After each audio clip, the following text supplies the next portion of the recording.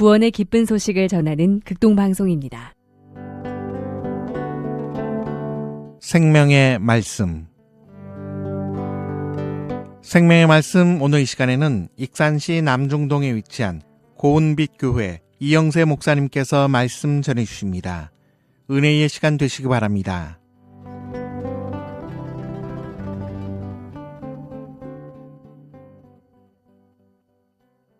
할렐루야. 극동방송 가족 여러분, 오늘도 하나님의 놀라우신 은혜와 사랑이 청취하시는 모든 분들에게 함께 하시길 축원드립니다. 저는 익산시 남중동에 있는 고운빛 교회를 섬기는 이영세 목사입니다.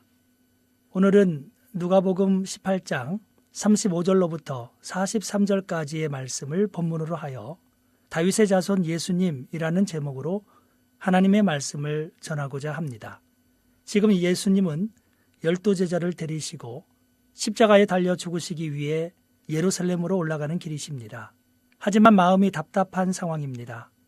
왜냐하면 자신이 이방인들에게 넘겨져 죽으실 것과 3일 만에 부활하실 것에 관하여 제자들에게 미리 예고했음에도 불구하고 제자들이 예수님이 어떤 존재인지를 아직도 깨닫지 못하였기 때문입니다. 제자들은 아직도 예수님이 하나님의 아들 구세주인 것을 확신하지 못하고 있었고 아직 온전한 믿음이 아니었습니다. 그러니 이러한 제자들을 바라보시는 예수님의 마음이 편할 리가 없습니다. 그렇게 여리고를 거쳐서 예루살렘으로 올라가시려고 하는데 여리고에 가까이 가셨을 때에 제자들의 믿음보다 더 좋은 어떤 특별한 사람을 만나게 됩니다. 그 사람은 누구였을까요? 그는 평범한 사람이 아닌 불쌍한 장애인이었습니다. 하나님께서는 오늘 본문 누가복음 18장 35절 말씀을 통하여 앞을 보지 못하는 맹인을 우리에게 보여주십니다. 이 사람은 그날도 많은 사람들이 지나다니는 길가에 외로이 앉아 돈 좀 달라고 구걸하고 있었습니다. 앞을 볼 수 없는 처지였던 맹인은 늘 그랬던 것처럼 사람들에게 구걸을 하지 않으면 먹고 살아갈 수 없는 비참한 인생이었던 것입니다. 비록 눈은 보이지 않지만 이 맹인이 느낄 때 오늘은 다른 날과는 다른 뭔가 특별한 일이 이 거리에서 일어나고 있음을 느낄 수 있었습니다. 평소와는 비교할 수 없는 수많은 무리들이 지나가면서 심상치 않은 분위기를 자아내고 있었으니까요.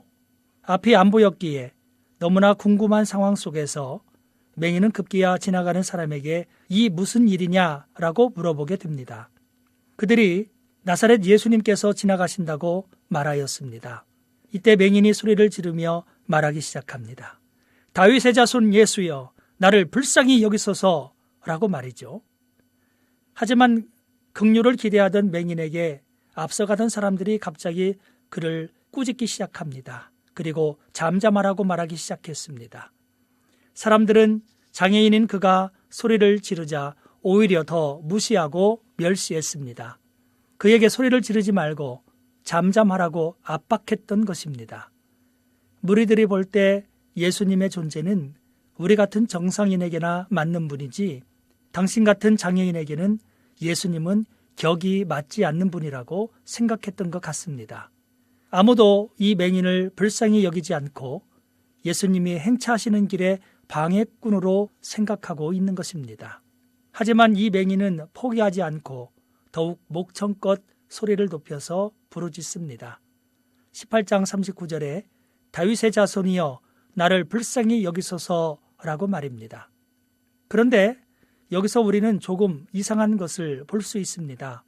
무엇인가 하면 18장 37절에서 사람들은 맹인에게 나사렛 예수께서 지나가신다고 분명히 알려줬습니다. 그러면 왜 그는 알려준 대로 나사렛 예수님이라고 부르지 않고 다윗의 자손 예수님이라고 바꿔서 부르고 있을까요? 이 맹인이 지금 부르짖는 다윗의 자손이라고 하는 말은 무슨 특별한 뜻이 있지 않을까요? 그렇습니다. 이 표현은 참으로 특별한 것이었습니다. 정상적인 모든 사람들이 바라보던 예수님은 나사렛 예수님이셨습니다. 하지만 눈먼 맹인에게 있어서 예수님의 존재는 차원이 다른 분이셨습니다. 다윗의 자손, 그리스도라는 고백인 것입니다. 다시 말씀드리면 예수님은 하나님께서 약속하신 다윗의 자손으로 오신 분, 그리스도, 메시아, 구원자라고 하는 엄청난 신앙 고백을 했던 것입니다. 이 맹인은 전에 예수님에 관한 소식을 이미 들었었던 것입니다. 그러한 인간의 능력을 뛰어넘는 권세를 가지고 계신 예수님이야말로 모두가 그토록 기다려오던 메시아, 구원자라는 믿음의 결론을 가지고 있었던 것입니다. 하나님께서는 오히려 눈먼 맹인에게 영적 안목을 열어주셨던 것입니다. 예수님을 다윗의 자손인 메시아로 바라보며 그분의 긍휼을 구할 수 있도록 역사해 주셨습니다. 애워싼 무리들은 물론이요, 제자들조차 깨닫지 못하고 있는 메시아인 예수님을 이 맹인이 알아보도록 은혜를 주신 것입니다.